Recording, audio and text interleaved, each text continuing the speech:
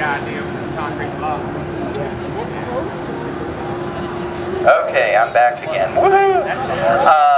You'll notice that all of the floor crew is in what looks like cowboy outfits. The leather basically will prevent them, we hope, from any flying sparks. You'll notice I'm wearing a white t-shirt because that keeps you from having to put on leather clothes. Okay, the buckets that are flying this way used to contain coke. So she's now adding extra coke to get the furnace up to temperature so we can get this started. This is the cool part, well, one of the cool parts. If you look at the top of the furnace, the ash and residue shooting up. As we get a little darker, it'll start to look like fireworks. So at least at one point tonight, at least once, y'all have to go ooh or ah. I'm waving at you.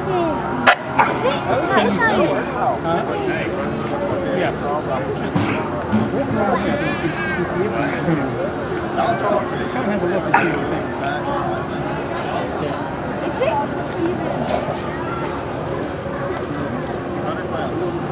Where? So dark. Where is it?